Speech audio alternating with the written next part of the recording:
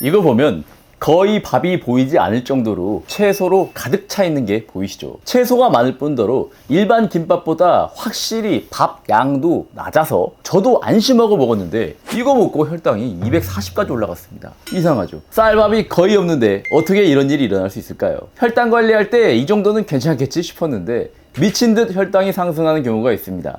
이런 일이 과연 김밥만 먹지 않으면 해결되는 간단한 일일까요? 이 문제를 해결하는 첫 번째 팁은 바로 속도입니다. 많은 분들이 의외로 놓치는 음식 속도를 최적으로 설정하는 핵심적인 팁을 알려드리겠습니다. 이것만 잘 활용하시면 같은 음식을 먹고도 혈당을 덜 높이며 췌장을 아껴 쓸 수 있습니다. 우리가 김밥을 먹을 때는 어딘가 이동 중이거나 아니면 급하게 식사를 때워야 할 때입니다. 맛을 음미하면서 즐긴다기보다는 허기를 해결하는 목적이라 식사 속도가 빨라질 수밖에 없습니다. 우리가 먹는 음식이 모두 즉시 혈관으로 들어가 혈당을 높이진 않습니다. 먼저 소화효소에 의해 분해가 되어야 합니다. 지금부터 간단한 교양 상식을 알려드릴 건데요. 딱 20초만 보면 끝나니까요. 잘 들어주세요. 우리가 음식을 씹으면 침 속 아밀라제에 의해 탄수화물이 이당류라는 2개짜리 당으로 쪼개집니다. 하지만 이당류 상태로는 몸 안으로 들어올 수 없어서 소장에서 알파 글루코시다제라는 효소에 의해 한 번 더 쪼개져 포도당으로 변한 다음에야 몸 안으로 들어올 수 있습니다. 이 속도가 빠르면 빠를수록 혈당이 빨리 올라가겠죠. 그렇다면 이 속도를 줄일 수 있다면 혈당 급상승을 막을 수 있지 않을까요? 하지만 소화는 우리의 의지로 조절할 수 없는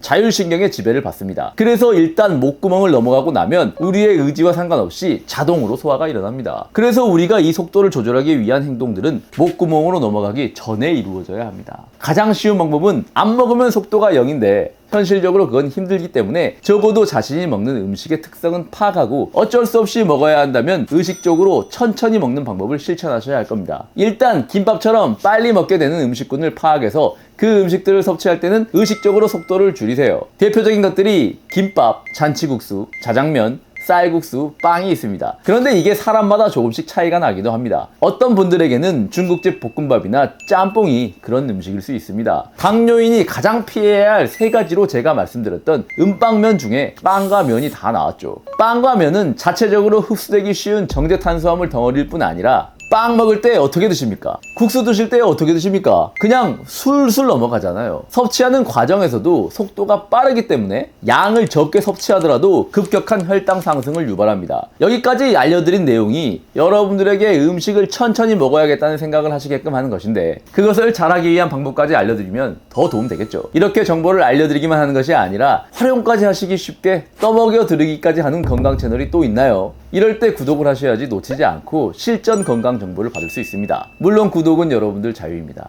감사합니다. 첫 번째 알려드릴 방법은 이건 다들 아실 건데요. 밥을 먹는다면 수저를 사용하지 않고 젓가락으로 식사를 하는 것입니다. 특히 국을 먹을 때도 의식적으로 수저 사용을 중지하면 먹는 속도가 확연하게 줄어듭니다. 이 정도는 다 알고 계시다고요. 알면 뭐합니까? 귀찮아서 안 하시잖아요. 주변에서도 그런 거 해봐야 별로 도움 안 된다고 비웃는 경우도 있었을 겁니다. 맞습니다. 사실 오늘 한 번 젓가락으로 밥 먹는다고 해서 혈당이 한 번에 훅 떨어지고 그러지는 않습니다. 하지만 여기서 조금 저기서 조금 이런 건강한 습관들이 정착되면 그때는 이야기가 달라집니다. 예전에는 제 지인들도 저한테 뭐하러 그렇게까지 하냐고 핍박을 줬었습니다. 그런데 지금은 오히려 방법을 좀 알려주라고 난립니다. 작은 방법이라도 무시하지 마시고 꼭 시도해보세요. 두 번째로 알려드릴 방법은 몸 안에서 일어납니다. 우리가 음식을 빨리 먹을 때 가장 치명적인 문제가 속도 때문이라고 했습니다. 그래서 최대한 느리게 식사를 섭취해야 하는데요. 젓가락으로 먹는 것은 한 번에 입으로 들어오는 양과 속도를 줄이는 것이고 그 이후 과정에서 속도를 줄이는 것은 입 안밖에 없습니다. 목구멍으로 넘어가는 순간부터는 우리 의지로 소화 속도를 느리게 할 수 없습니다. 그렇다면 입 안에서 어떻게 해야 속도를 줄일 수 있을까요? 한국인 44%가 5분에서 10분 사이에 식사를 끝냅니다. 이상적인 식사 시간은 사실 느리면 느릴수록 좋습니다. 하지만 현실적으로 하루 종일 식사만 할 수도 없고 현실적으로 적당한 시간으로 거론되는 것이 한국인 평균의 2배인 20분입니다. 음식이 몸으로 들어간 지 최소 15분은 되어야 포만감을 유발하는 렙틴이 분비되기 때문이기도 한데요. 포만감 호르몬이 분비되기도 전에 식사가 끝나버리니 허겁지겁 필요 이상으로 많이 먹게 되는 것도 있어요. 이걸 피하기 위해 사실 20분간 식사를 하라고 해서 막상 하려고 해보면 지키기가 굉장히 어렵습니다. 해보신 분들은 아실 거예요. 그래서 더 쉽게 식사를 늦출 수 있는 방법으로 제가 추천드리는 방법은 한 번 입으로 들어간 음식을 최소 50번 씹는 겁니다. 특히 잡곡을 드시는 당뇨인들은 잡곡의 단점이 소화가 잘 안 된다는 거죠. 입 안에서 50번을 씹고 목구멍으로 넘기면 소화 잘 됩니다. 이걸 의식적으로 시도해 보시고요. 그런데 숫자 세기 귀찮고 이게 잘 안 된다 싶으시면 방법이 또 있습니다. 혼자 식사하시는 분들은 책을 한 권 골라서요. 한쪽을 다 읽어야 삼키는 방법을 써보시면 숫자 세는 귀찮음도 없고 식사도 하면서 교양도 쌓고 일석이조입니다. 그런데 여기서 이런 생각 드시는 분도 있을 거예요. 50번씩 씹는 것이 아니라 오히려 씹지 않고 바로바로 대충 삼키면 소화가 잘 안 되니 소화속도 줄어드는 거 아니냐고요. 일리가 있긴 있습니다.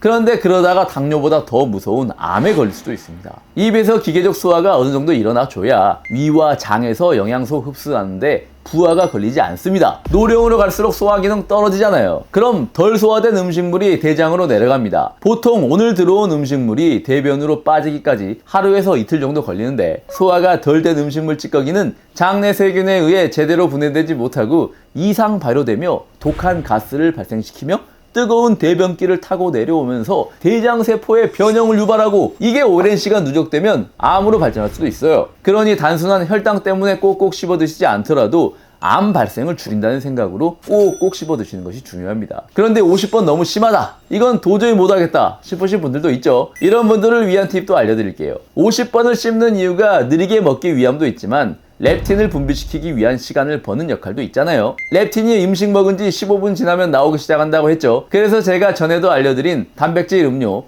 마이밀 퓨로틴이나 유청 단백질을 식사 15분 전에 드시는 겁니다. 이게 아니면 조금 번거롭더라도 삶은 달걀을 식전에 드시면 더 좋습니다. 이거 역시 단순히 렙틴을 분비시켜 과식을 막는 것뿐 아니라 인슐린을 분비시키는 호르몬인 GLP-1의 분비도 자극하여 식사 후 급격하게 올라가는 혈당을 어느 정도 상쇄시킬 수 있기에 전에도 제가 여러 번 알려드린 꿀팁입니다. 그런데 여기서 하나만 더 귀찮은 행동을 추가하시면 더 좋습니다. 식사 15분 전에 단백질 음료를 마실 때 입으로 씹으면서 드세요. 음식으로 위장에 도달하는 단백질 성분뿐 아니라 씹으면서 발생하는 턱의 자극 자체도 렙틴 분비를 자극하기 때문입니다. 먹는 속도도 줄어들고 먹는 양도 줄어들고 혈당도 덜 올라가고 일석삼조이니 안 할 이유가 없겠죠. 세 번째 방법으로는 먹는 음식의 소화 속도를 늦추는 방법입니다. 이건 뭐 제가 10번 이상 언급드린 것 같습니다만 또 언급드려도 부족함이 없는 식사 전에 식이섬유를 먼저 섭취하는 것입니다. 거꾸로 식사법 다들 아시잖아요. 저는 여러분들께 양월식을 알려드린 이후로 집에서 식사를 하는 날엔 무조건 식사 전에 양월식을 챙겨 먹습니다. 이게 저의 당뇨가 좋아지고 있는 핵심 비결 중 하나예요. 탄수화물보다 먼저 들어간 양배추나 상추, 케일 같은 식이섬유가 장벽을 코팅하면서 뒤따라 들어오는 탄수화물이 흡수되는 속도를 늦춰줍니다. 제가 2년 전에 유튜브에서 거의 처음으로 거꾸로 식사법을 얘기했는데요. 요즘에는 거의 모든 혈당과 관련된 이야기를 하는 채널에서 거꾸로 식사법을 언급합니다. 그만큼 이 방법은 진리에 가까운 방법이고요. 당뇨인이라면 반드시 따라 하셔야 하는 식습관입니다. 어렵지도 않습니다. 조금만 익숙해지면 됩니다. 여기까지 내용을 정리하자면 음식을 조금 먹더라도 속도가 빨라지면 혈당 조절이 어려워지므로 최대한 느리게 먹으면 좋은데 최적의 식사 시간은 20분이라는 거, 20분 식사를 하시는 것이 쉽지 않으므로 수저를 사용하지 않는 것도 방법이고 한번 입에 넣으면 50번을 씹고 삼키는 것 습관 들이시는 것 좋고요. 식사하기 15분 전에 혈당을 높이지 않으면서 포만감을 유발하는 호르몬인 렙틴과 인슐린을 분비시키는 호르몬인 GLP-1을 분비시킬 수 있는 단백질 음료 혹은 닭가슴살이나 삶은 달걀 같은 단백질을 비롯하여 양배추, 올리브오일, 유기농 사과식초를 함께 먹고 식사하는 것 어렵지 않습니다. 오늘 당장 시작해보세요.